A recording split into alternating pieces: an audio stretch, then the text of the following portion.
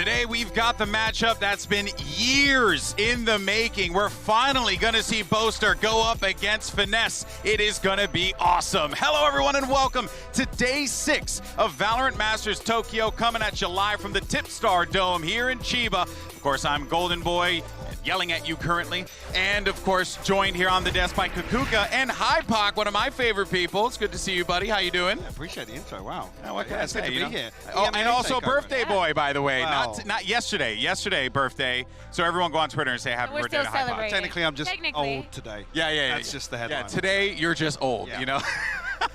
But guys, can we just talk real fast? I just want to just go nuts for a second. I wanted to be on the desk for one game. One game only. One game only, and it was this one. I'm so pumped about this one, Kakuka. Yeah, but it wasn't a long feeling, right? Because we only get the bracket like what, 2 days ago. But I know. I can reassure you, he's been going on about this. He was like, I need this, I need to do this. Everybody is very excited because, as you said, it's been a long time in the making. It's kind of the kind of thing that has been dodged a little bit, but now we finally get it. Yeah, Let's enjoy it. we're going to talk about that and so much more throughout the rest of the pre-show. But before we get into today's matches, let's talk about what happened yesterday on HyperX's birthday, because we had 2 knockout stage matches. Just trying to remind the viewers at home, buddy.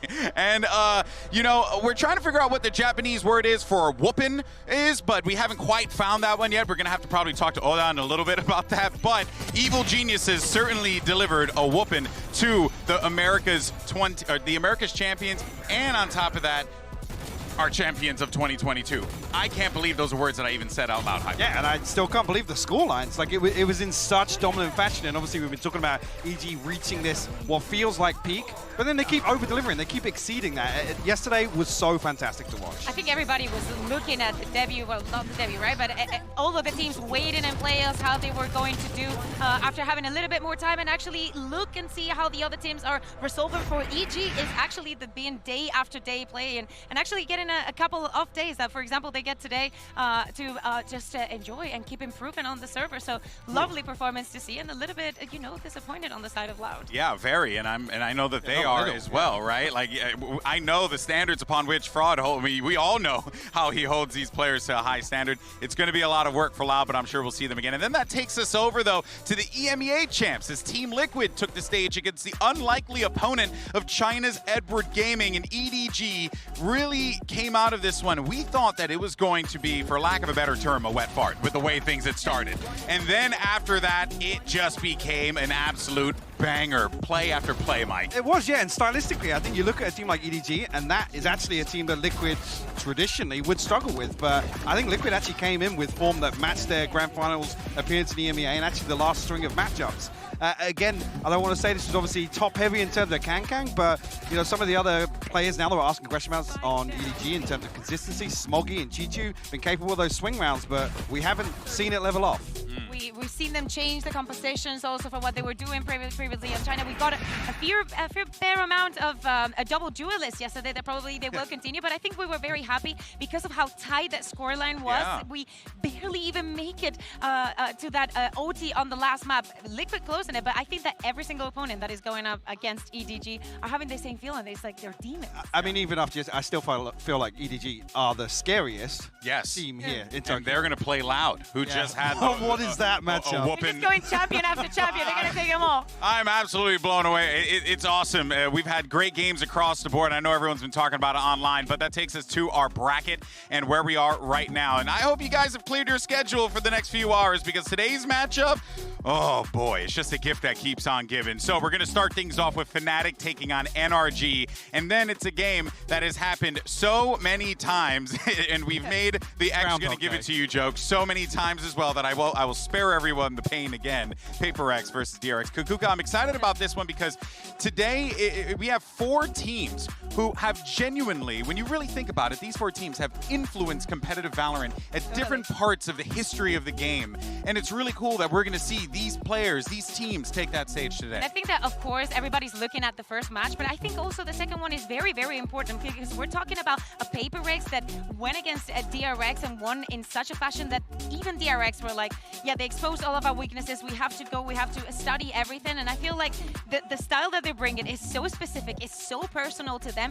I think it's going to be a banger. Yeah, it's going to be excellent stuff. But you know, guys, there are a lot of new faces here in the international stage. So many names to keep track of. It also doesn't help that some of them don't even spell the name the way that it's supposed to be spelled. So we have to improve our memory a little bit and play a quick game of Who's That Player? Ah, look at that there. We got a... Who's that professional Valorant player? Yes, for legal reasons, we had to cut it out of there. Okay, so, all right, guys, the game is very simple, all right? You're going to see a silhouette. It's going to be like a player's like dome, I think. I don't know. I haven't seen the graphic. And then we're going to read a clue, and then we're going to guess who the player is. But I want you both to be able to agree on it.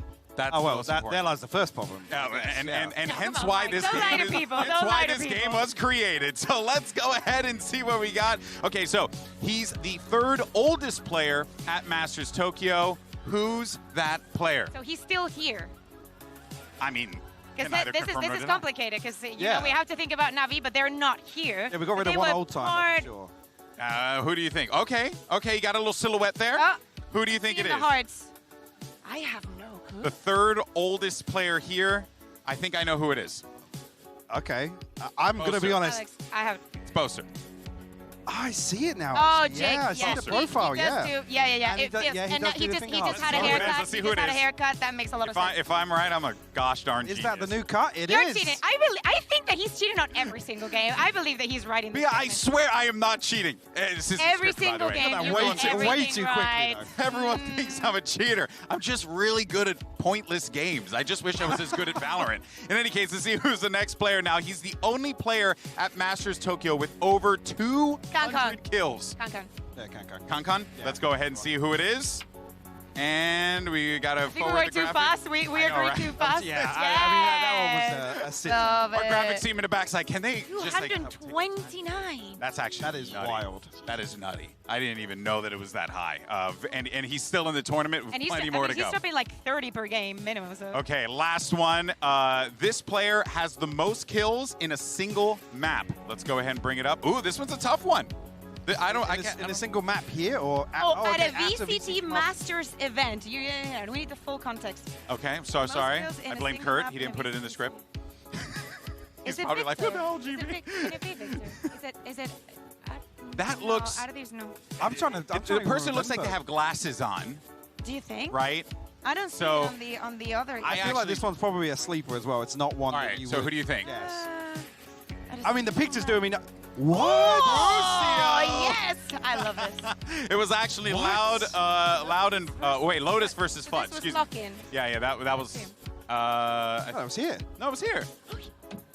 It was opening game, yeah. It was Boostio on the attacking, like Nookie style killjoy. I have PTSD from seeing Foot out of this tournament so quick. Okay, I'm sorry. I'm right there with you. We'll go ahead and console one another, but for now though, we're gonna take a quick commercial break, and when we come back, we're gonna dive into our first match of the day. And folks, it's happening! Fnatic versus NRG. We'll see you on the other side. Don't go anywhere.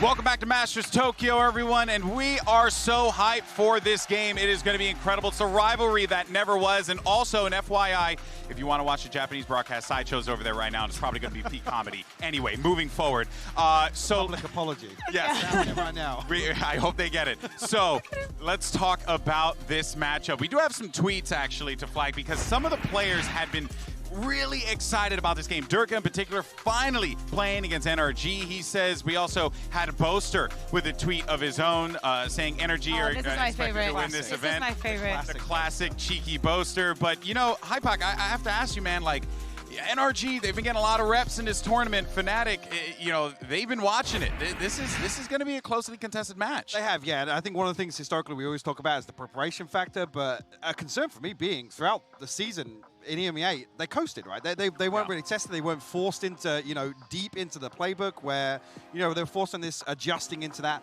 innovation that Fnatic were famed for so early on. So in my eyes, this is one that the prep has a little asterisk next to it. I agree. Totally, and NRG have been on the winning side, on the losing side, and they've been fighting on the mud a little bit. For Fnatic, it was not until the end. It was not against that final in playoffs that they actually found defeat.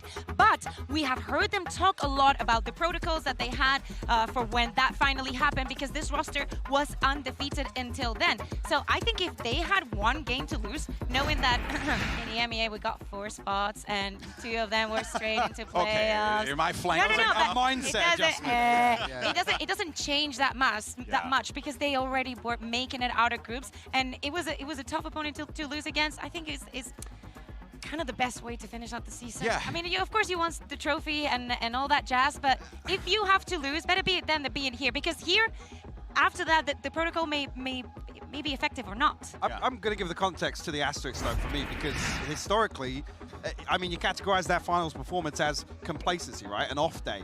And we haven't talked about those sort of things with the super team, right? Since this roster change, we haven't talked about some of the historic concerns with Fnatic. So that's where my mind goes to. Sorry, Poster just dunked on Minion. It was genuinely hilarious. Bullying. It was, but yeah, but that I think is a good example, though, of how that team is kind of just like, they're just an eternal vibe state, right? This is the sort of result that's supposed to be fixed by having this super team. Yeah. That was initially one of the things you come out and you go, yeah, Fnatic's lost that choke factor. They've lost the ability to not perform or maintain consistency. Yeah, and I think that a lot of people are really curious about what's going on in the camp. Thankfully, we have Doug actually standing by as he caught words with Boaster before the match.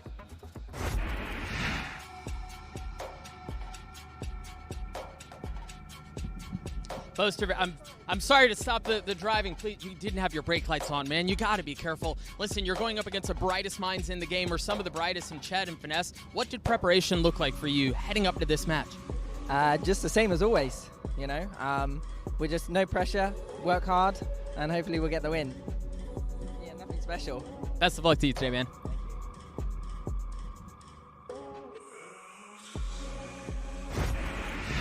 Fun fact, that's how he walks everywhere. And you know, but Fnatic, yes, you guys bring up a great point. They were unstoppable in the EMEA League, but it is concerning that they lost out at the final moments and then turn around and then they act like they're like, you know, we'll just get ready for the international. I don't know, Kukuka, I'm a little concerned about that. Yeah, seeing these images right now is not something that we saw during the season.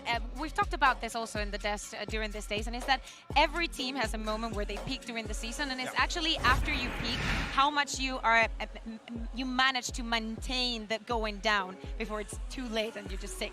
Yeah, and even like Mini saying, right, that they were happy that they got punished before the international events. Gaps that Phil, does that feel like cope or hope? It literally does, though. It's like I said, it puts asterisk across that form that we saw them not be tested. It was coasting, honestly. There were so many games where they got away with raw firepower, and again, it's based EMEA take, but our region was top heavy. It's fair to say that, especially. But they have literally best in slots for almost anything. Like it is a super team for a reason. But what also is fascinating about this, though, Mike, is that they didn't show a lot.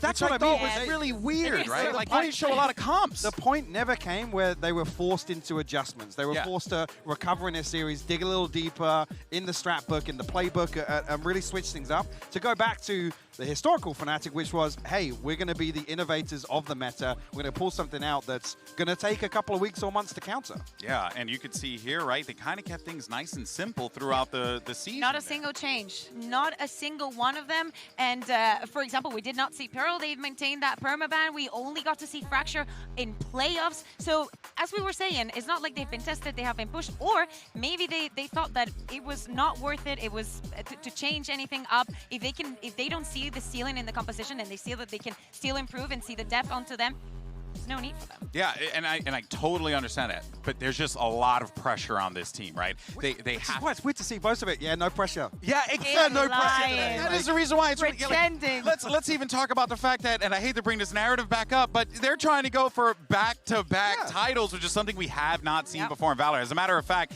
I believe Doug and Bala did get an opportunity to get some words in with the team. I believe with Boaster and Durka to talk about the prep, and of course, getting that back-to-back title. Let's actually go ahead and take a look at that.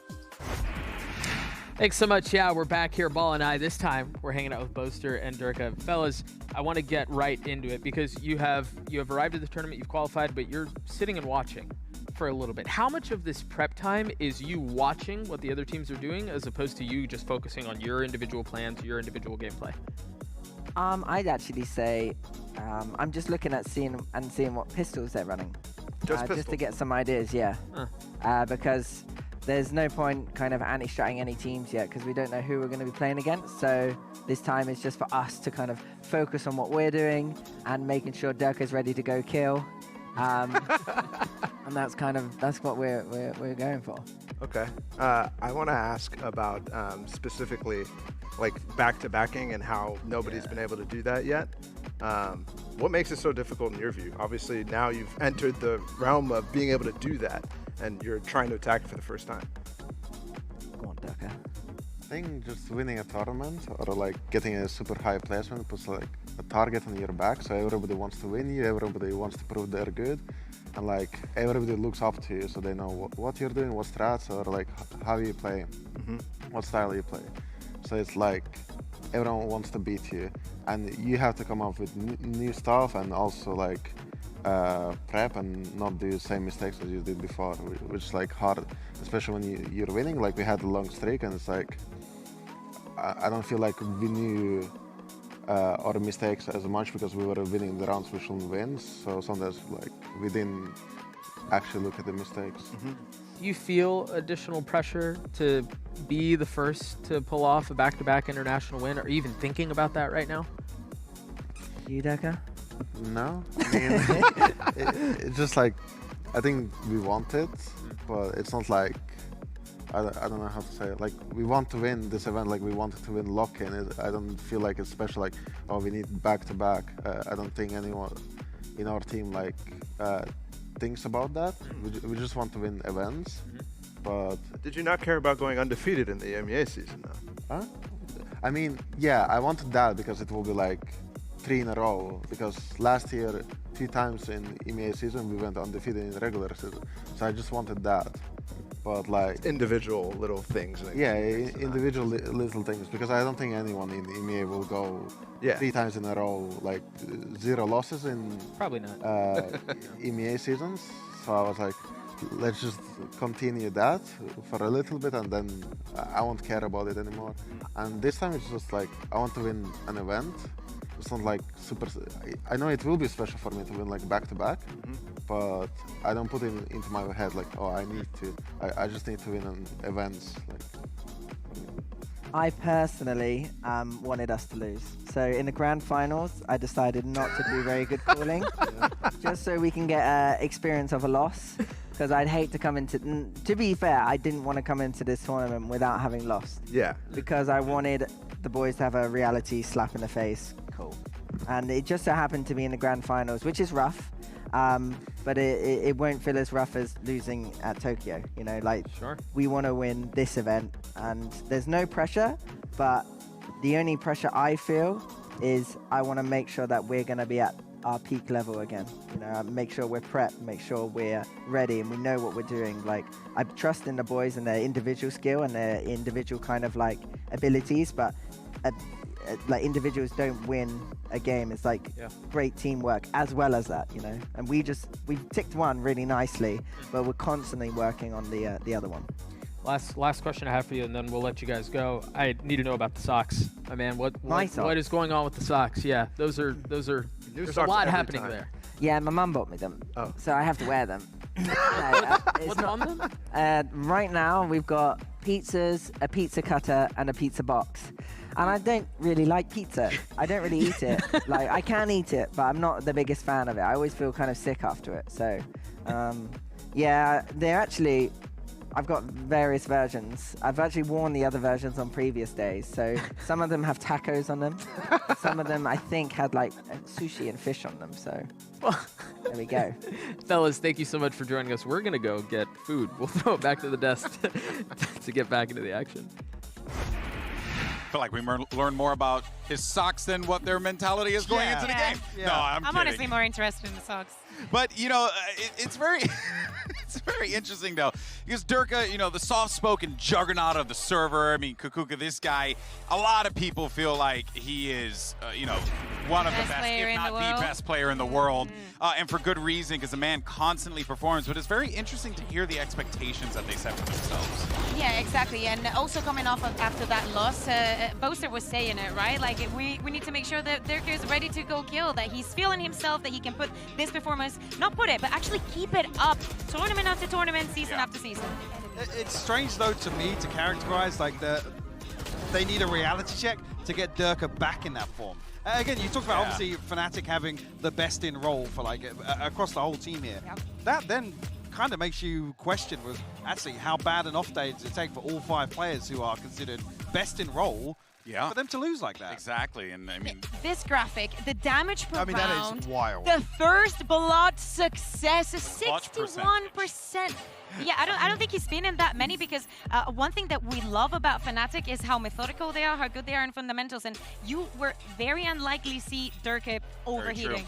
He will go on that operator pick, especially on the defense. He will get one, and then he will say, goodbye, my team needs me, I'm just going to back off. You're not going to see him hungry, you know, for the feast. Oh yeah, and I think that is again one of the things that makes Durka, you know, the best player in the world is the fact that he understands when he needs to put himself in these positions and when he needs to thrive and when he needs to step up. Truly is. Shout out to Miley. But in any case, though, of course, we have another big head-to-head matchup today that we need to talk about. It's of course the 2 best initiators in the world. This is insane because we got a lot of great players here, and it's Crashies and Leo. So here's an interesting little bit about this. I mean, I watch Crashies obviously a lot in the Americas region, and you just see the impact, the information that he gathers for his team. Solo initiator, this man can do so much damage, Mike.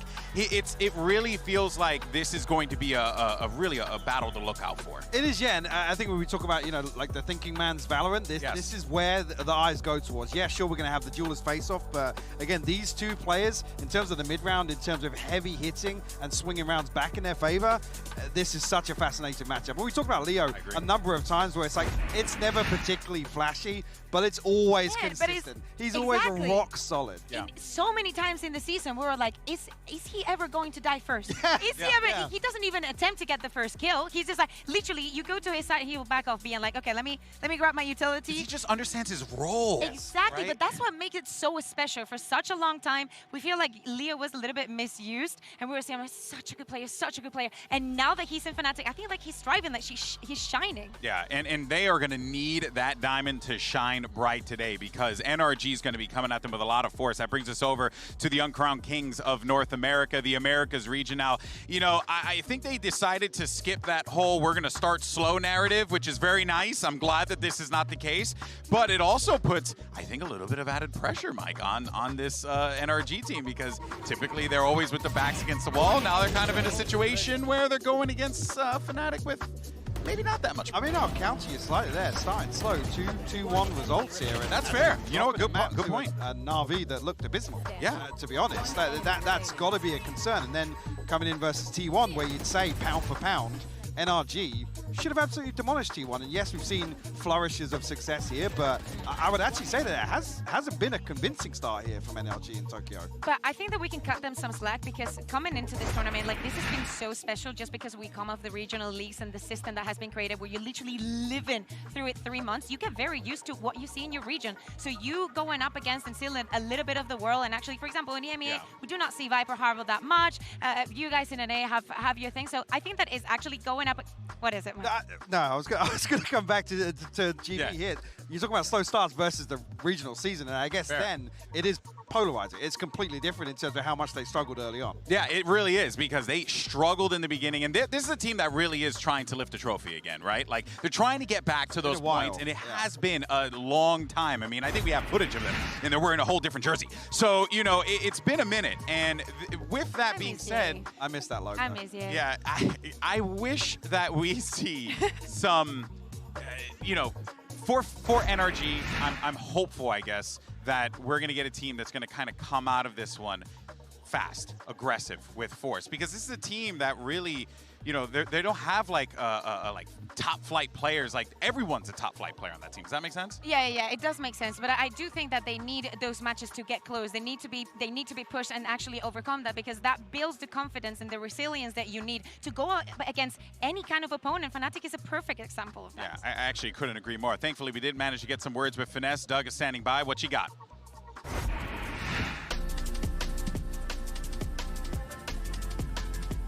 Finesse, very quickly, you're considered one of the best IGLs in the game, and now you're going against someone who's often in the same conversation. Is there a little extra incentive to take Boaster down today? Not really. We're just going to play our game. This is like any other game, so, yeah. Best of luck to you, man. Few words. Really, I like. Why does it feel like the rest of the world is way more excited for this matchup to happen? They're like, oh no. You see, they are very excited. They just can't let it. I was in makeup because it takes a lot of work for this, and some of the NRG players came in, and I saw Victor, I saw Crash, and I was like, hey boys, how you feeling? You excited? And then Victor looks at me and goes, just another game. I'm like, sure, buddy, sure. But you know what? That actually takes us over to one of the greatest flex players in the world, a man who could literally fill any single role that you would possibly want. That, of course, is Victor.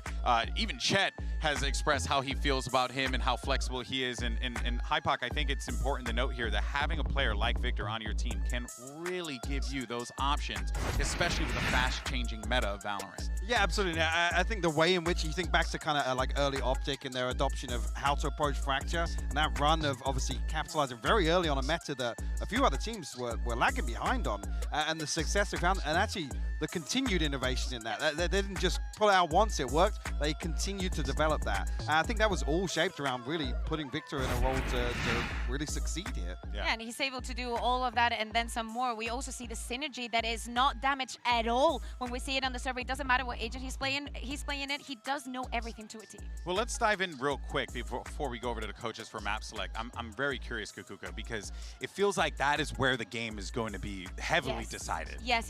We know that NRG, you know, they had their preferences during playoffs. Then here, they've had their preferences as well. For Fnatic, I think that is pretty simple. They will go for that Pearl ban unless, you know, they thought something and they decided to go for it without any kind of prep. But something that we know that Fnatic has been repeating time and time again in our region is that now that when they have the higher seed, when they get to choose either their team A or B, they always go for team A because they know what they're going to ban. They do not care what the other team bans, even if they ban the Pearl, and they prioritize a lot that side choosing on the third map.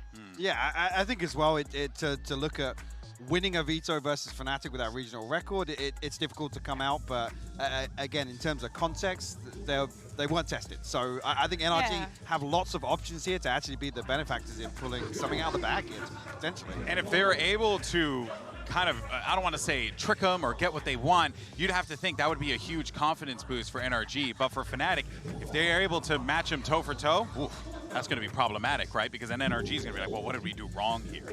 You know, which is, of course, always an option. Now, guys, I know that, you know, we're going to be starting this one up in a minute here. We're going to have the coaches standing by for the map picks and bans. And I think it's safe to say that this is going to be one of the most exciting days here at Masters Tokyo. We have some of the greatest teams that are about to take the stage, of course, as we look to see Fnatic taking on NRG, HyperX versus DRX. Folks, Day 6 of VALORANT Masters Tokyo starts right now.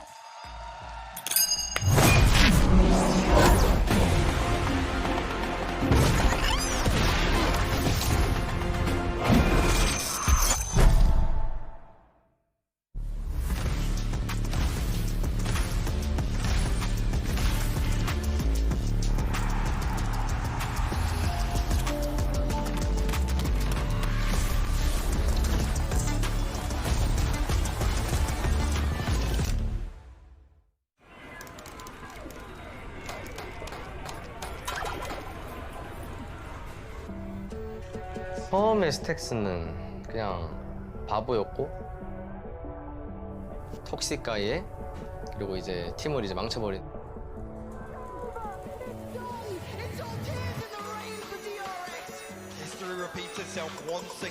조금 더 레거시를 펼칠 수 있는 기회가 되는 것 같아요.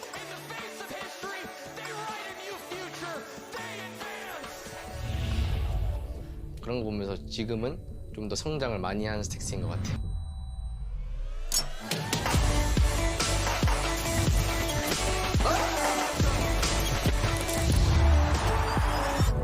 다 잘하는 것 같아요. 걔네들이 인기임이 더 없고.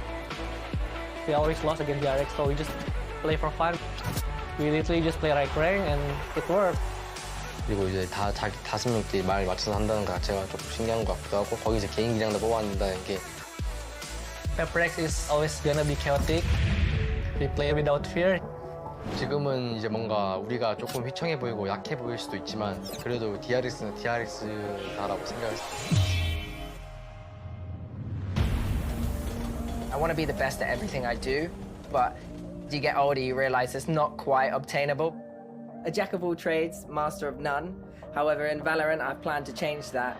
I don't think anyone on my team's played them before, so they're going to be in for a little bit of shock, but I know how they play. We will win. Every experience that I've had in my life, I've taken it and I've learned from it. And our whole journey has been a big, big learning process. When you're on stage, you're there to perform. You're not there to make jokes. Your job there is to win. Nothing's getting in my way. You think Fnatic are done with just one trophy? We're just getting started. You ain't seen nothing yet. First of all, welcome to playoffs. Congrats to both of you. Fnatic, your higher seed, Team A or Team B? Okay. So NRG, you will be Team B. And first ban will come from Fnatic. Pro. So they banned Pro, you're banned? Lotus. Lotus. Map number 1 from Fnatic. Fracture. Fracture. Side on Fracture. Yeah. Take that. Okay, map number 2. Bind. Side on Bind.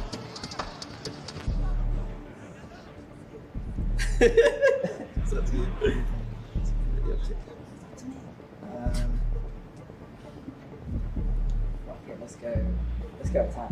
Attack, okay. So we'll start with the next set of bans, starting with Fnatic. You have Ascent, Haven, and Split. Yeah. Yeah. Ban Haven. Your ban, you have Ascent. Fantasy. Ascent, okay. So map number 3 will be Split. Fnatic side on Split. Yeah. Okay, I'm gonna run through this, make sure we are all good to go. So first set of bans, we have Fnatic with Pearl, NRG with Lotus. Map number 1 is Fracture with NRG on attack. Map number 2 is Bind with Fnatic on attack. Next set of bans were Haven and Ascent. Map number 3 will be Split with Fnatic on defense. Cool. Sound good? All right, good luck. Good luck. Good luck. Good luck.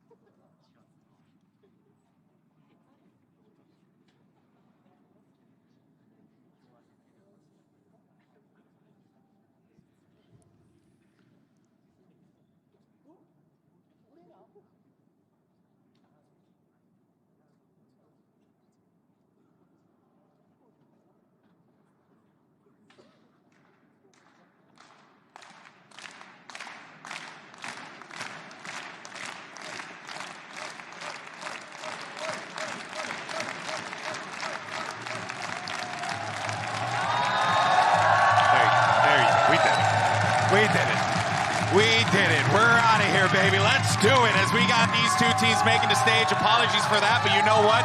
The crowd in Tokyo is bringing the energy, and that is all that matters as Fnatic makes their way to the stage. NRG makes their way to the stage. It's the unstoppable force versus the immovable object. Two teams who have never had their paths crossed before, but they find themselves at a crossroads here in Tokyo as they get ready for what can only be considered one of the greatest matches that we're going to be served. It's NRG, it's Fnatic, it's time. And not only that, we are seeing that these two teams specifically have not faced against each other, but we know that Artis is on NRG, we know that the story is definitely there. Also, Chronicle, when he was in Gambit, that win that they got at Masters Berlin was that 3-0 against Envy, right? So yeah. There's history there. I feel like Leo, when he was on Gil, they also played up in Copenhagen, if I'm not mistaken. Yeah, Copenhagen, where they Optic lost, right? Yeah. Actually, I mean, if I'm correct, you know, it's funny because my brain doesn't work right now given the situation.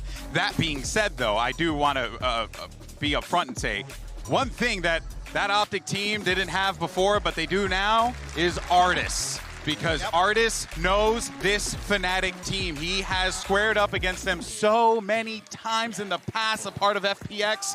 He knows what they bring to the table. And playing under an RGO in the form of Angel, that obviously had that rivalry with Boaster regionally. So that's a key matchup that I've definitely got my eye on here. Whether or not Artis is going to be the one to step up to play. Obviously, we know Artis has a little more flexibility in terms of agent pool here, but definitely a head-to-head that well, I mean, probably has some... I feel like Artis has been through a lot. Yeah, my boy's some emotion behind it. Do you remember when he was in G2? Like, we've been here for a very long time. For a long He's been under a lot of big minds. He's been, you know, fitting in every roster differently. I feel like this is the best interaction that we're going to get of him. So let's see if this is the Artis that can take on Fnatic. I'm actually curious about that, genuinely. Like, is this the best version of Artis? But here's the agent select, and out of the gate already, we're going to get a few changes here for NRG.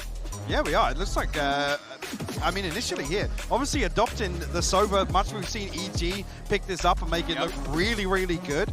This time around, obviously, going for the Breach alongside the Rage in this composition, I think it unlocks some of those combinations that we've seen EG really geek out on and take advantage of some of those free picks, utility alone. I'm really got my eyes set on that Fade and crashes on Sova, how that Initiator battle is going to play. Yeah, of course. Also because this is a map that Fnatic did not play at all during the regular season. We only got to see it in playoffs. So the fact that they have selected this map, knowing that also for NRG wasn't the strongest, now that the compositions have swapped, I think that we're in for bang. We have a colossal matchup today, and we needed two colossal casters. It's the one and only Doug and Bala. Fellas, have fun.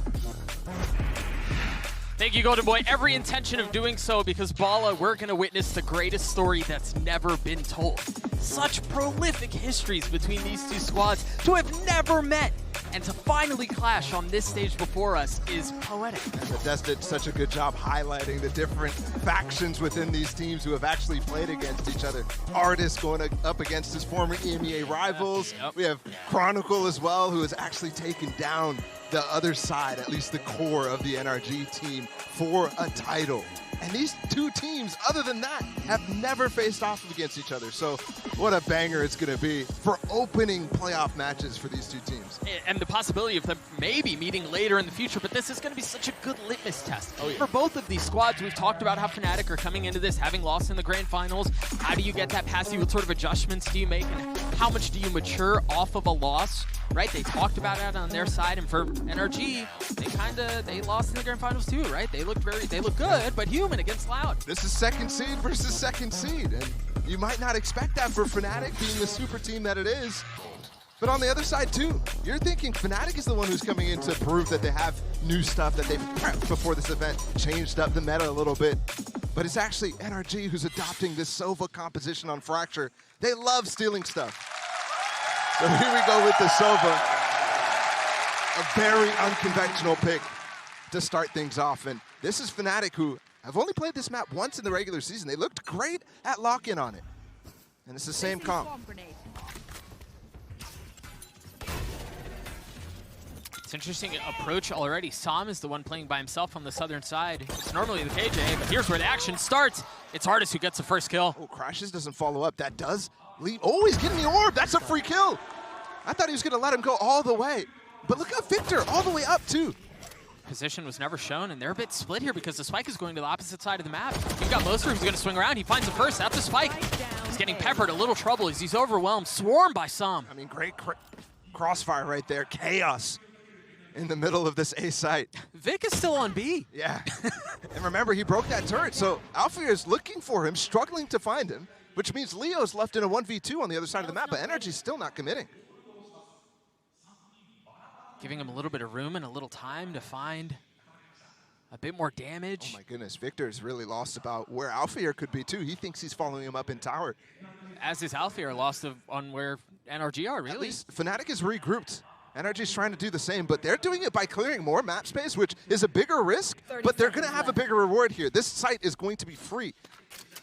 Take a quick glance at the health bars. Leo's down to 75 HP. Alfia is healthy. Dude, the mind games being played on the opening pistol is insane. We're in for a good time. You hear the fault line go off. Leo spotting the first. Finesse gets one. It's traded back, leaving Alfia alone. 13 HP. In desperate need of a miracle, and he's not going to get one. NRG take the first. And while that end of the round might look ridiculously complicated, the beginning of it was too. Yep. Right off the bat, you're seeing NRG fake off of an EG strat. They stole this composition from that team, and they're expecting, especially actually we heard from Boaster that he was really watching pistols from other teams while he was waiting to play in playoffs. They fake that they're taking that tower control, but they insert Victor as well. And that baits out the push from Fnatic on this dish side where they're grouped up again here. It's only Artist to receive on the other side of the map, up on that north. And Fnatic, they're sending all four. They're sending all four down dish. The turret's gonna spot first. There it is, cleared out. Does Artist dare swing? He does. It's just temporary though. And now he's the one who's surrounded because Alfia's here to greet. Yeah, well that kill might net them the north side and a whole kill. None of the weapons retrieved there. Obviously, Artist just had a ghost. NRG's still with 3 Bulldogs up, the Stinger as well. They're going to have a free A site with the pivot that they've made.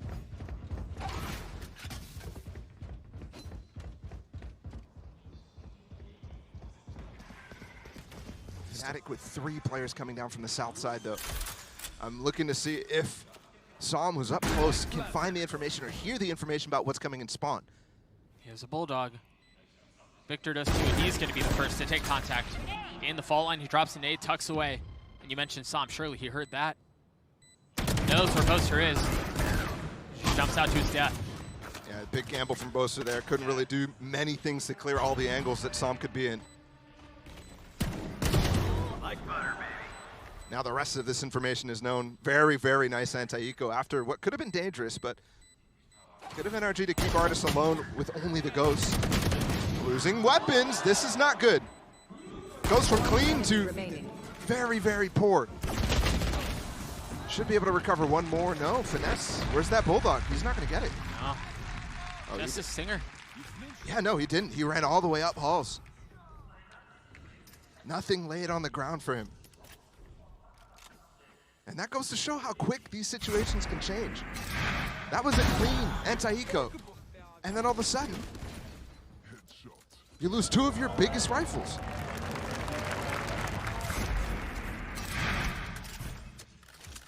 I mean, you see the repercussions of it. The Stinger and the Bulldog still just a sheriff for some. Not quite a canceled bonus, but almost there.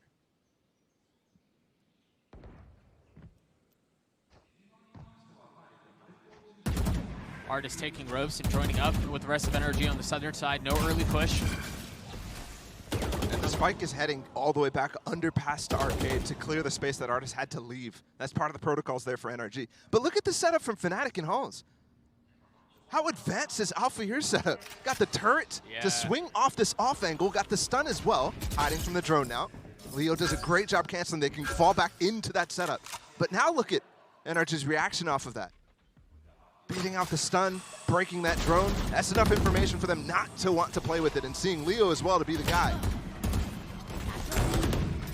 They have some defenses here. Victor getting up top. And you see Fnatic, if given some of the space up, they're going to try to play back, play safe towards spawn wisely. While the rest of Fnatic is rotating on the southern side, Crashies will be the first to take contact.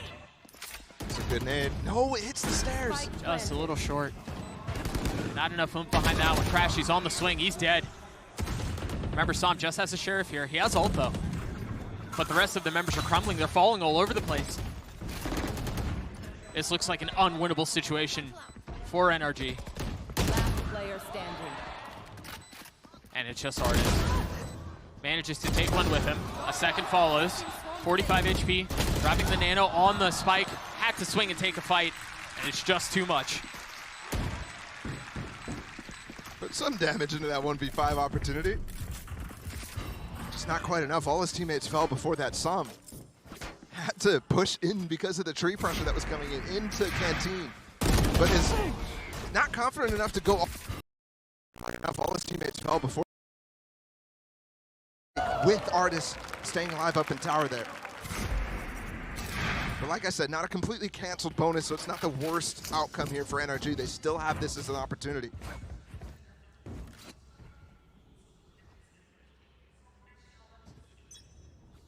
And this right now is a key round. With this ult, NRG want to be able to win, but Boaster has his as well. Fnatic is one of those teams that is so good at farming up these orbs, no matter which side they're on. Normally it's super attack side of these orbs in general,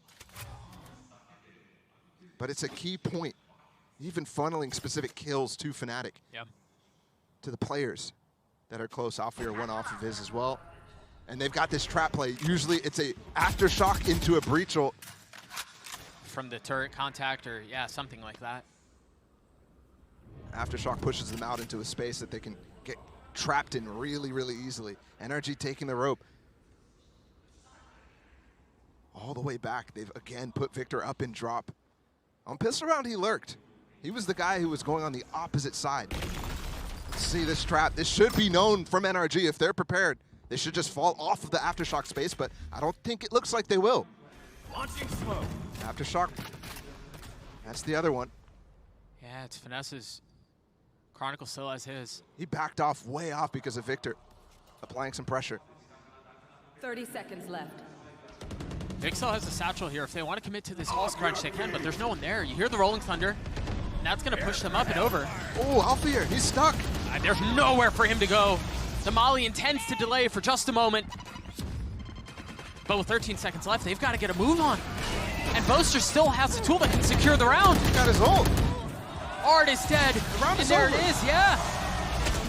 Unless they can frag out. It's Shassam Leo 1v1, but there's not enough time. They're not going to get the fight. What a battle of ults. And NRG did a good job concealing the fact that they were getting that breach ult late in the round, inside of halls as well.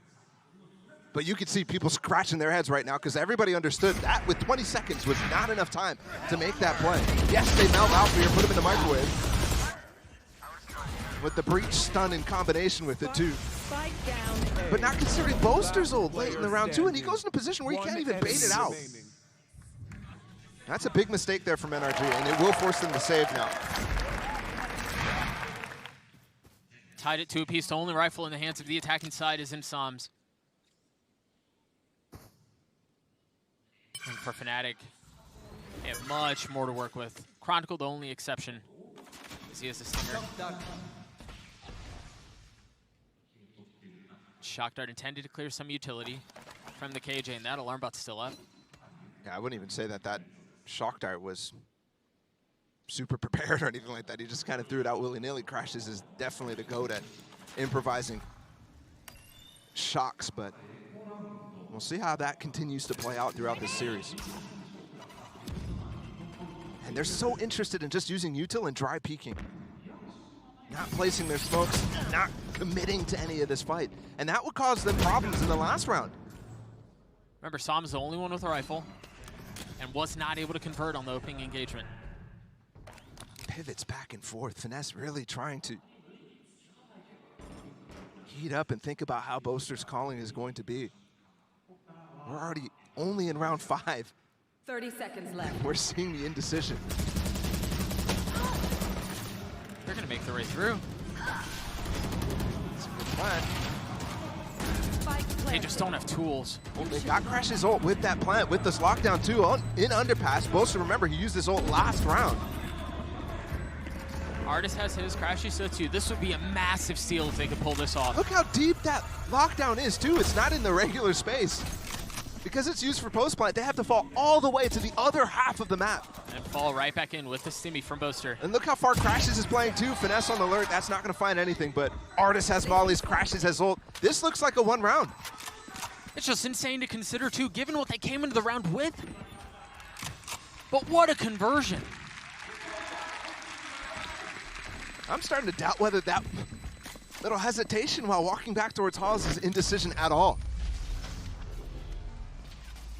Whether there's some sort of information that I'm missing. Because that was a brilliant call. Coming back into A.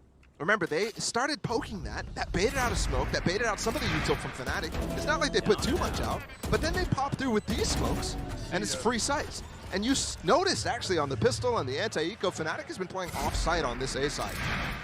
And remember, the KJ is constantly playing, sorry, on the B side is what I mentioned that last round. The KJ is constantly playing on the other side, the A.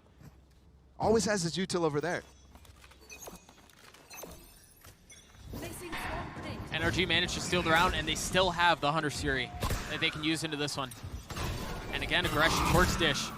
Prowler in the face as Victor goes forward with a satchel in hand. He's sent to the next round. A deep push as well, forcing these players to commit to this Dish push. Some has to find both. Not able to, but so close. And Finesse tries to swing around and apply some pressure from the opposite side, but what a beautiful call from Fnatic. Go get him. Dude, I feel like these two rounds, barring a 1v4 from Artist, which he's certainly capable of, but these last two rounds, 48 HP now, he's dead. These last two rounds are a perfect like textbook indication of why people were so excited for this matchup. Oh, absolutely. The calling between Finesse and Boaster already has been insane. Strategically, it's been every single round. There's been some very, very five-head outplays attempted. And even in the mid-round too, Finesse and the other player coming through halls with him try to dive and punish that attack that Fnatic provided on the north side. It's really, really nice stuff. Not necessarily cutting edge or anything like that, but just incredibly deep prep. I'm looking forward to the rest of this game so hard. And again there, Fnatic recognizing that NRG is often going for these 1-4 defaults where they're committing to taking map control, especially when they go Dish. And they're leaving the other side of that half of the map open. In that case, nobody in Arcade allows for that breach ult, which, if there was anybody, is getting ulted while the rest of the players can't even help because they're getting crunched through Dish. I mean, you compare it to some of the very basic Northside crunches, and you can tell the delay alone is enough to not make that work most of the time. You have to be really, really aware of how the underpass and tree control might affect it. You have to be really confident that NRG is doing what they're doing to make that call. And to have a read like that this early is just outrageously impressive. On the other side of this timeout called by NRG, we're tied at 3 apiece. So light buy for the attacking side, but still 2 ults to their name, while the defense has the same. Zerka's already pushed off in the face of the fault line. They want to go aggressive with the showstopper, but he doesn't get as far. Yeah, but it does force them to run away from the showstopper. And again, there's prep there. You saw as soon as Durka goes out, as soon as they get a stun, there's a counter stun out from Finesse. Spam out from Durka, gets a kill onto the leader. And Durka in the last round, they min-maxed his orb while there was only one player up. That means he has a showstopper now. Traded. Victor still healthy. Stays alive. I'm not really sure how. Close battle. 2 players ready to swing through the smoke. Remember, this is another weird buy. It's 2 stingers on the side of NRG, and they're converting again. Artist getting one with the frenzy. Oh. I mean, what a proper dismantling. And Fnatic is being forced to push through A halls multiple times with players who are needed on the retake through Generator, through Canteen. Alfir and Leo in this position both have ults that would have been perfect to be used in Gen.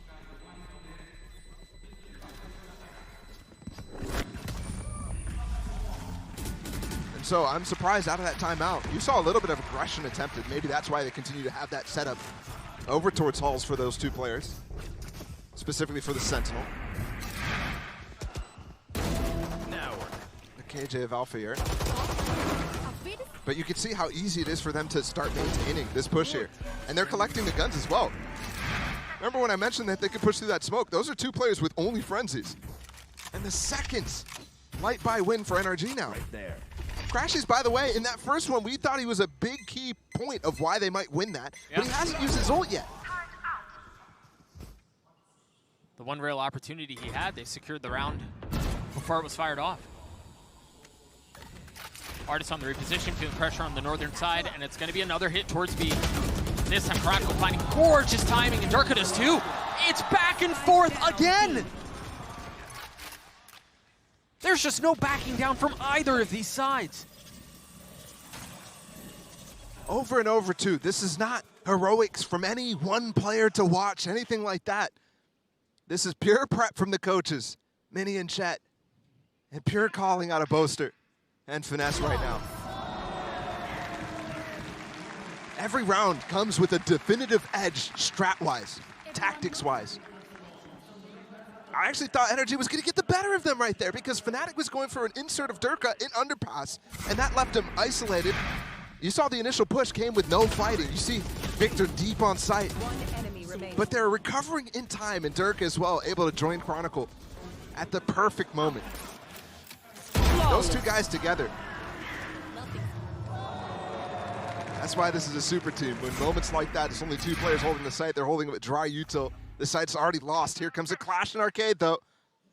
Plenty of ults here. Durka's the first to go. And they're just going to continue to push. I mean, Crashy's taken out. He takes him with him, somehow survives. He's jiggle peeking while stunned there. And this back and forth affair leaves things in a 1v2. Crashy's in a clutch. We've seen the story before, but this time it's a different ending. Fnatic take the lead. And now it's starting to get brawly. Now it's starting to have the impact of minor calls made out of, you know, Durka, something like that. Chronicle happy to take fights after what was a momentum swinging round for them. And they just duel straight up. Then the util from Chronicle is great. And you're forced to see NRG with very, very minimal armor here. They like to go full armor, by the way. That's not just them committing to that. Again, this push. It's going to be another clash. Durka is the op. And he's already met the first. Oh, they saw Boaster. A counter flash to try to swing. It is pretty. It's very well handled. Very well done. He gets the dink, too, and now they need to even consider Durka's op. Where has it moved to? Hasn't rattled off since that opening shot onto Victor. Should have been spotted by that drone. Artist's timing is perfect. He finds space again. Now Durka's down to 3v3. Saw him with ult. Crashies 2. And Alfir and Leo have been holding on to theirs for a while as well. There's the first used. Should be Brim ulting this or Sova ulting this. Artist will counter ult. There's a gap here. They're not going for either. They're going to try to allow this to push them all the way back. Remember that second half. We saw this KJ ult before. Same value here. There could be a follow-up ult on either side from Crashes or Som, but they hold on to them to play post. 4 HP. Orbital strike teed up. Leo on the flank. Could take down Crashies. No idea. And there goes that, leaving Som alone. And there's way too much to handle there. Surprise Nano, too.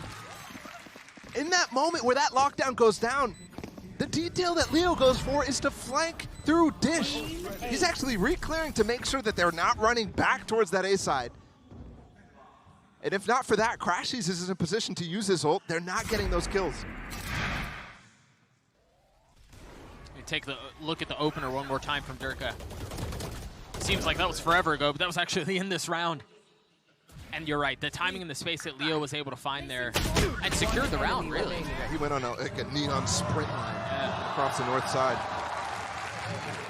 Beautiful stuff out of Leo. Fnatic's timeout. And I think they still want to try to lean into some of these early engagements that Dirk has been doing very well at, that Chronicle's been doing very well at assisting, whether it's finding extra kills with a flash or a stun, or being able to help his players get out of that situation. It's been a key factor right now to this lead, but it's narrow margins for Fnatic. And don't forget, that's a round win just coming right before this. They want to close out this half with 2 more. And economically, they're set to get at least 1. There's no saving here for the rest of the half for Fnatic. Meanwhile, NRG is still looking for scraps.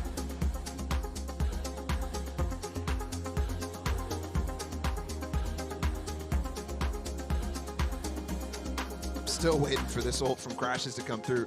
We have another one of those combination Brim ult, Breach ults that you saw early in the half be used on that A site to melt Alfear out of existence. And we are going for that dish control that we saw before that got punished by a north side push out of Fnatic. They really haven't explored A a ton. They've moved this up onto A though. Remember, it was just seen last round, multiple rounds in a row in Arcade. Holding the line. Waiting for the first. Did they hear the door? I think they were right there at the beginning. But if they didn't, they don't know that this is open. They don't know this is an angle for Durka. He's in a lot of trouble. Oh, but he's going to satchel his way out. But Victor's gone in right behind him. Crashes gets 2 with the ult. What an explosive start to the round. Literally, both teams combining crucial ults together. And they get multiple kills because of that. That leaves this round completely in the hands of the 2 players from Fnatic right now coming through spawn late in the round. This would be a difficult ask. You're outnumbered here in a meaningful way. There is plenty of money to go around though. So you figure you take a chance, you go for it. And it's meticulous. Alfear creeping forward. The Han on the other side of smoke cleared out, not finding any value. Leo goes up top and somehow just destroys Crashies. They've gotten it back to it, but Victor shuts the door. No time for that situation. They're just trying to get the guns down from NRG. What a round that was. Crashes ult standing ahead from Dish, by the way. So he's already in the perfect elevation for these 2 players, either coming from spawn or up on top of that rope. It's beautiful. You see the Breach ult coming through, pushing these players off of sand, and then also the Brim ult coming on top of where he's getting tags with that ult.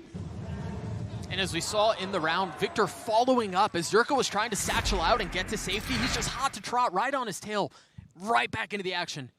And Fnatic's not the team that's supposed to be getting comboed with ults. That's Fnatic's bread and butter. Here comes the push for them, using the same type of theory to push Durka deep here. Oh, Crashes got him! I thought he saw him! Victor with the second, Leo dancing around, somehow avoiding death and finding a second. A 3v3 as the dust settles and Sam gets a spike down. And Boaster's going for that same push that Leo did late in the round. Both the turret and alarm bot might be up, and they've taken gen control right now. So it's not going to have the same sort of impact. Boaster rotating from the northern side, last round of the half. And much like we've past seen the turret, but won't get past the alarm bot here.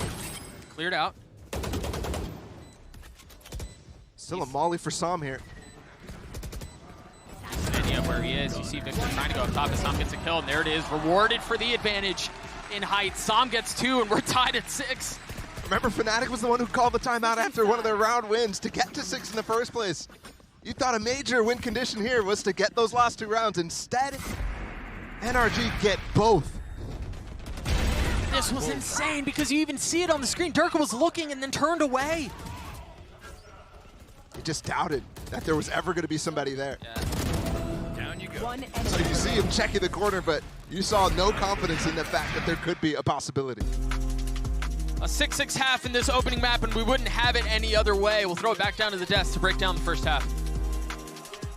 Thank you so much, fellas. I'll tell you one thing, TikTok analysts are going to have a field day with that one. Am I right, people? What a half, 6-6 tied up. A really Kakuka, it felt like just what these players have been cooking up, the set pieces with these ultimates have been nothing short of extraordinary. Time after time, all the ultimates used in the game were so specific, so well prepared. We saw it from the first round in this round 4, then after, it doesn't matter what it is. There was so much preparation coming onto this and onto those set plays that made the difference into the game for both of the teams. Yeah, absolutely. It felt tailor-made in some of these rounds, bespoke to kind of target an individual. One thing I will credit though, NRG started this so cautiously, and I thought they were going to execute this composition almost how you feel it should be played, right? They were feeling out the Fnatic trap plays very efficiently, but then Fnatic, they cast the advantage in terms of the adjustment. This was absolutely beautiful, by the way.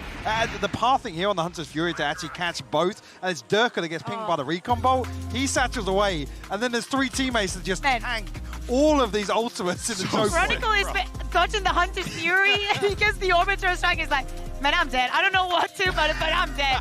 But the adaptation was also coming into play. Like, we saw Fnatic not being aggressive at the beginning, and then until they didn't have that Rolling Thunder, they wanted to take a little bit more space, but also NRG reads onto that, and they're like, okay, let's just run onto them. They're not going to be opposing. 2 rounds after, things change. I think it also has to do with the composition. Well, again, just take this with a pinch of salt, but I think actually coming out here 6-6, NRG were that 1 execute away from an 8-4 half, so this is a huge win for them. Oh yeah, without a doubt. But this is truly the gift that keeps on giving, and we knew it was going to happen this way as well. We're going to send it back over to Doug and Balla, and I am officially jealous that you get to commentate this game. Amen.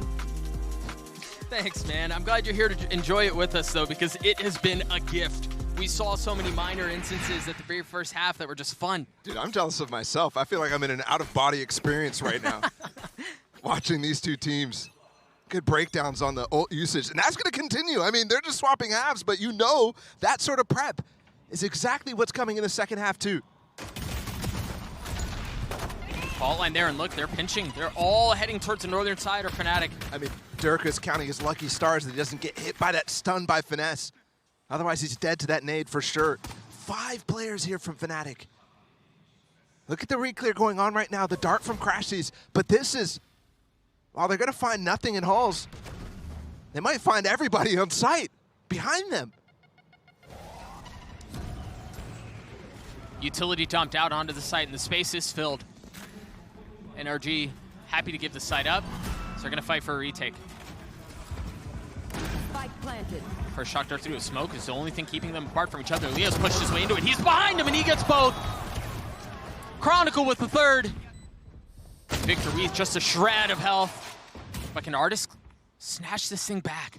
It's much more aggressive than you're normally used to with Leo. Oh! Artist! How is he snatched this thing back? It's fallen down to 1. Victor weak! Alphier with the kills, and the Red Bull clutch for Fnatic. This is what it's like to witness these 2 teams play. Yeah, we've gotten all the strats, we've gotten the tactics, that's first half. Now we're in playoff mode. Playmaking mode from both artists. 1 enemy remaining. And then Alphier as well to bring this back. That's a dink, full HP on Artist too against the Sheriff from long range. That instance, Victor being low definitely hurts. His chances, Alphier, what a clutch.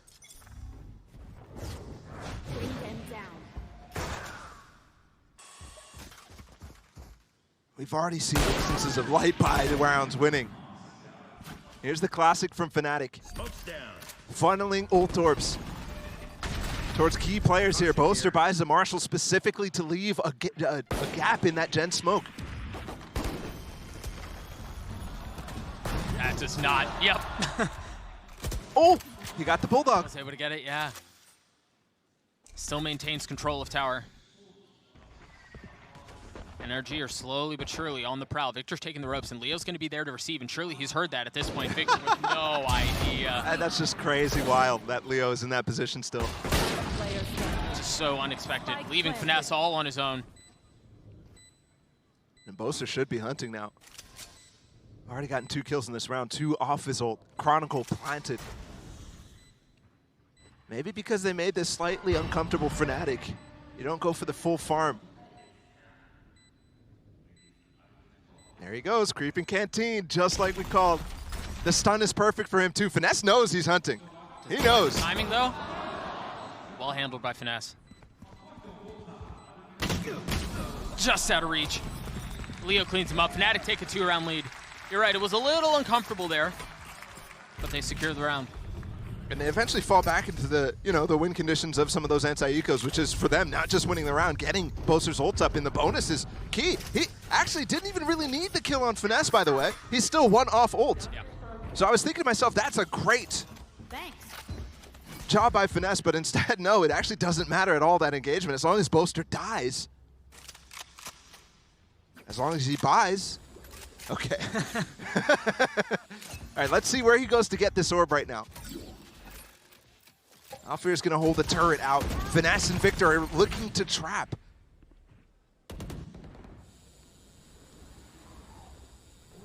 On this map, Fnatic is known for going for bonus ults. And you could use that to your advantage here if you're Fnatic. You could just completely ignore that possibility. It's hard to do so when it's such a powerful tool, and yeah, now Victor knows.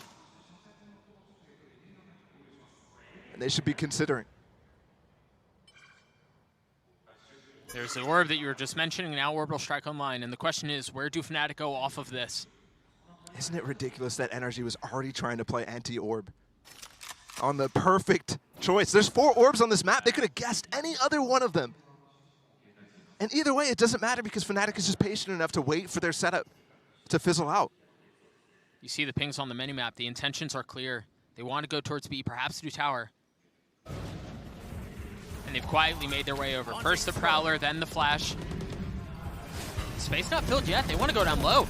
But Dirk is met with the Nano. He's going to try to satchel across it, and he does. That's a good haunt. It cleared the entirety of the site right now. They just have to avoid Crash's dart, and then they'll get this plant down with 24 seconds. I mean, they're so close to Oh, it's tagged up! All separating them, and Psalm's the first to fall. Now Dirk is satcheling back out. Alpha, you're holding a line on the other side. It's a 1-for-1. But the numbers for NRG continue to crumble.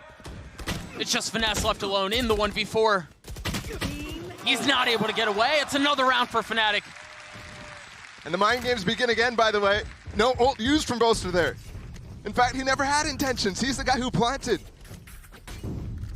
Maybe used as a failsafe using the post plant, but NRG was prepared and playing offsite specifically to avoid getting caught in positions where he'll get ulted. That's the moment where I lost my mind. Crashes his dart, does end up scanning Boaster. Maybe it's a drone. That first hits. And that's a bonus converted from Fnatic right now. We started at a tie up half. Oh, Brimwell possible if the C's catches. Doesn't catch anybody. But there was 3 players possible. And off of the pace of Fnatic are showing, NRG is going to try to fill with some of their own on the southern side. But they've got to be able to hold them back for now. On the site, in the sand, Durka drawing all over the place and getting the kills that he needs. It's another dominant round for Fnatic, but an opportunity, albeit slight, to make something out of this. Finesse has found himself in these positions so many times, and the outcome's the same.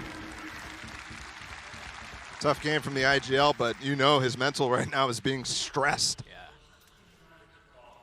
How can you prepare for all the possibilities from Fnatic on this map? Right there, you already saw NRG again backing off of that C's. In some instances, you have to just start to ignore some of those possibilities and bring the fight towards them. Test their deeper protocols. Fnatic, though, getting away with winning the bonus and converting that anti-eco without using any of these ults. And I think right now the comfort for NRG is looking, while pressing tab right now, looking at their own ult cycle. It's about to come up, and that will be a factor for them on this defense. The funny part is Crashes. I thought that was going to be such a big part of this defensive side for NRG because they stole this comp from EG, so I'm looking at what EG does in this instance. But he's so far away from being involved in that conversation of how to combo. This will become the swingiest of all swing rounds right now. What a game so far.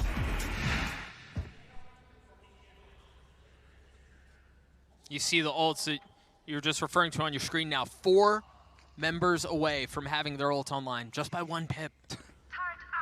This is crazy. This is the first time these two teams have played each other, and it feels like they've played each other like a million times. It feels like they're scrim partners with the amount of anti-stratting that is going on.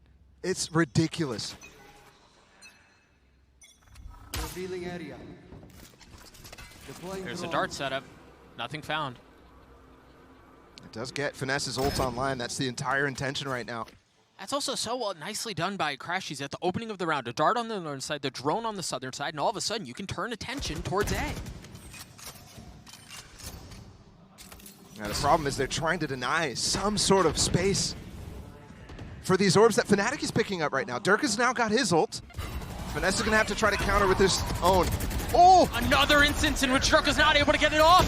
The orbital strike, Artist down low, falling. Side still held as Som finally gets cleared. Now the Nightfall Finesse, unable to hear a thing, but still trying to find one through the spam. A 3v3 for the site, no ults in play yet. The Shock Dart gets one. It's Victor who's close to his, though. Alfier is to Chronicle on the swing. Crashy's dead. Paul's controlled, site controlled, and Chronicle's just kind of doing it on his own. Finally falls to the nade. Showstopper, they're up close right now. He still has 2 satchels. And the Roomba. There's the first. Trying to get across, spotting one. Guessing on the second. Not behind that door. Swinging, not found.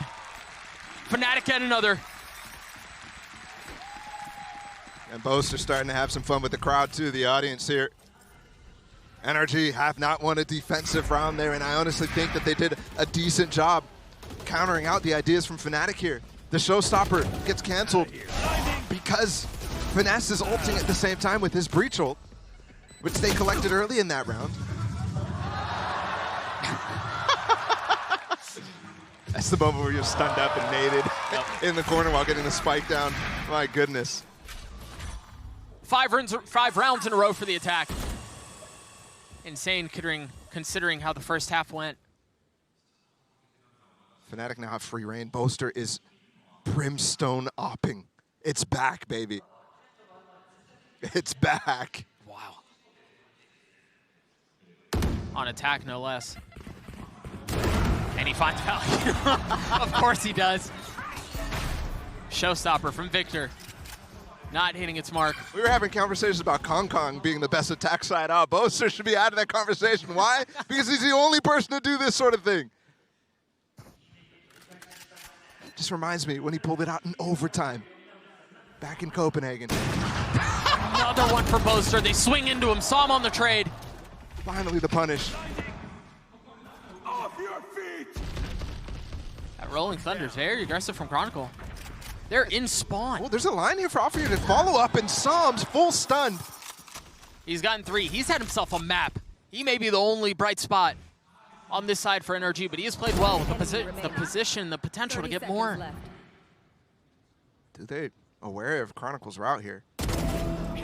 Oh, they have to be now. This would be backbreaking. Ness cleans him up. Woo!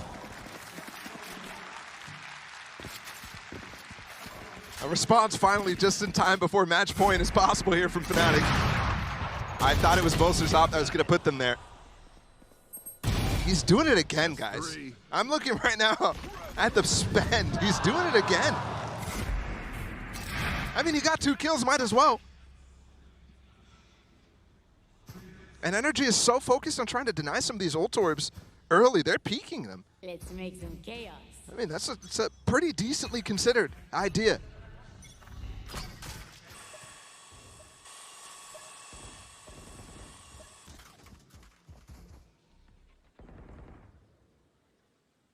What a 1-2 punch as well. Durka just following really, really close by afterwards. If he needs to satchel on somebody with Chronicle stun or anything like that, he can.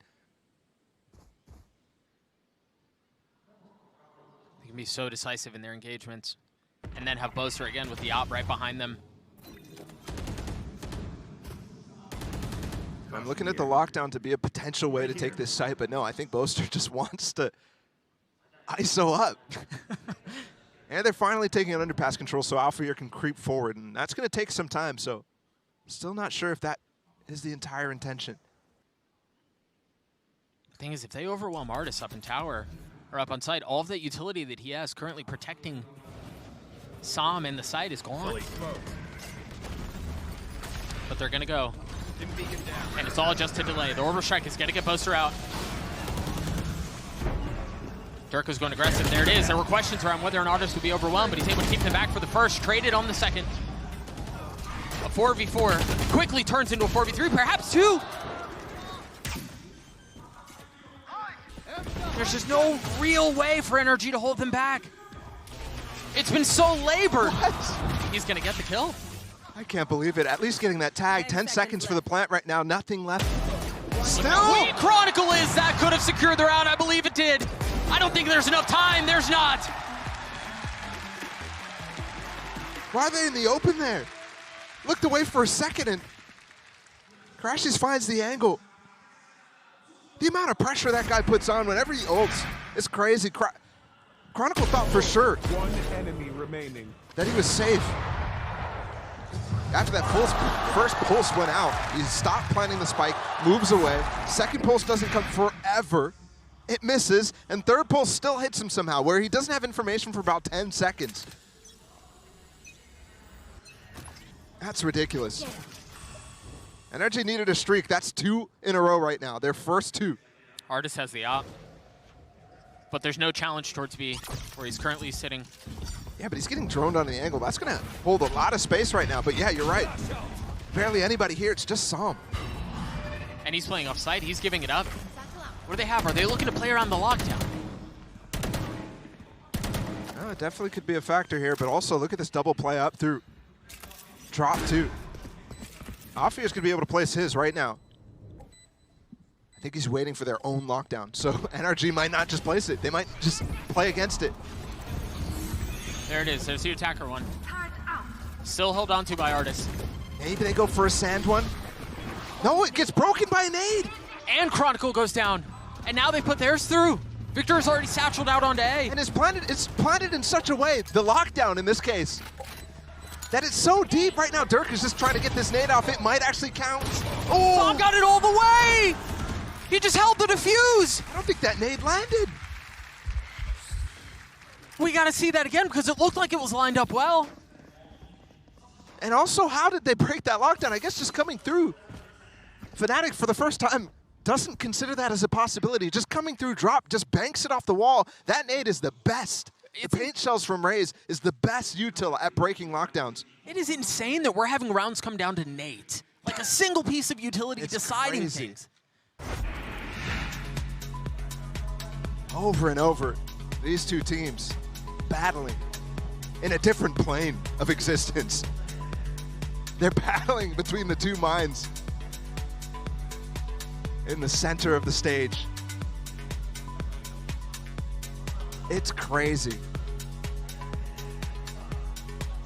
And I'm really starting to consider just the theory about Boaster opping in general, right? That was the second round in a row he attempts it. And the funny part is maybe there's value into it because if you're getting a lot of kills with the op, you're getting so many ult orbs up. Maybe not being able to close out rounds though. He's already had 2 this half.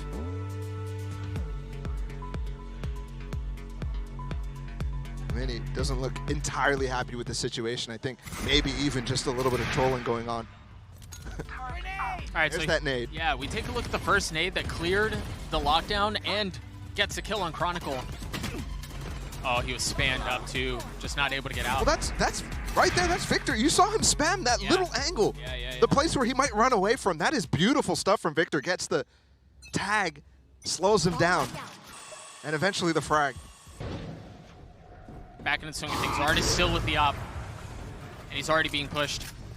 Are they just going to continue to brute force their way into him? Off of the Prowler, they realize he's not holding halls anymore. They're going to simmy their way into sand. Artis is in trouble. He's not in a position to be able to get out. He's got to hold him back by himself. He gets the first. Looking to provide some resistance, and that's all it was. Just lost his place right there while flashed up.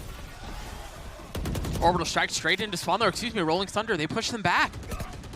And they've left Boaster in a cheeky position. It may not matter though, as the rest of the team is getting the kills. It's Chronicle and Alfie are leaving Crashies alone. A 1v3.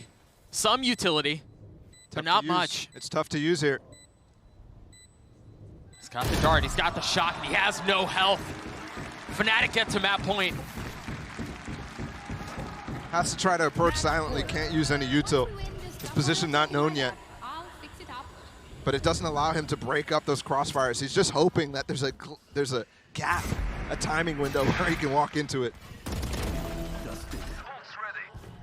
Very, very nicely done from Fnatic. One enemy The remaining. breach ult to maintain all this control of sand while the plant continues to go through, while they take down Artis. Artis could have gotten a second op shot off, but that flash delayed him for so long and he lost his position and exposed himself to the players pushing sand. No up this time for the Killjoy. It's just rifles for the defensive side as they try to make their last stand. I mean, they're funneling, they're pushing, there's no crunch. It's all just a fight from one side! And it's turned in favor of Fnatic. This might be the end here. NRG, they go for that drone, re-clear. But you had such a deep satchel from Victor. Nobody's able to follow up on it, and the rest of the Fnatic players just group up. This might be it. 3 players for NRG, 4 from Fnatic. Fnatic's so cautious. This grouping here of Som and Crashies might be perfect, though. It was Durka who had the off a moment ago, just handed it off to Chronicle. Wants to use his satchel to take space. The one benefit for the defensive side here for NRG is that 2 of the 3 members that remain are on this site. Oh, Crashies is tucked here. Leo does have his Haunt, a Prowler too. They can clear it out. Som as a Molly. 30 seconds left. Crashies with some util. Are they gonna rotate? Oh, they're gonna go in through sand. They just don't have a ton of time here. And the Molly should be able to hold them off too. From one side at least. Assuming they identify where it is. Leo has been left behind. Crashies falls. All onto Som, again, who's had himself a great game, but he can't convert here either. It's just perfect from Fnatic, mauling out the last player on the site too, finding Crashies on the swing. They both got stunned by that breach stun from Chronicle. It's perfect. It really is. It's a little, I mean, it's not even like they're just trying to diff them with gunfights. Everything is so fastidiously considered. And it's clean. The first half was a brawl, but the second half felt like all Fnatic all the way, and they take Fracture 13-9. Absolutely it was. Only 3 rounds from NRG on that side. Can't be happy about that one. And once they got to the defensive side, Fnatic is just, they go with those ults. They're the best at it. They control the cycle of NRG. Yeah, it lost 3 rounds in a row from NRG, but those were the only ones. And once that cycle disappeared, once it fizzled out, Fnatic just come straight back to end this game. Bonus conversions. I mean, everything was there from Fnatic. And all of a sudden, a weight lifted from them because yeah, sure, when they were talking to you coming into the arena today, it doesn't feel like they really thought this was any sort of different of a game, but we know, I mean, we know the situation. This is the first time they played this team. This is their opportunity to go back-to-back in 2 global tournaments in a row. No team has done yet. And they haven't been playing, so they just don't know where they stood in comparison to the field, in comparison to the group stage teams and everyone else who played their first playoff matches yesterday.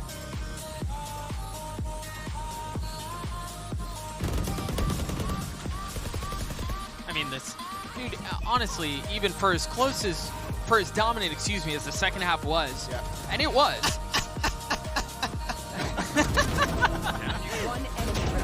There were just so many little nuanced things that we were able to nerd out about and identify in that map that was just so much fun to watch. Well, the fact that they're handling as well. This Sova from Crashies, this Sova from NRG. Clearly prepared for it too. Already from the first round. Happy with that instance. Yeah. And that's the sort of thing that you want to see for Fnatic when they start to run. And start to try to make another run here. In a global tournament. But that was their home ground. I mean, that was Fracture. Yes, they haven't been playing it that much. It's been 3rd maps that they never get to ever. But that was their home ground, and now we go to NRG's on Find. They've been so dominant historically on that map, and they'll have an opportunity to equalize the series on Bind. We'll see you guys on the other side of this break.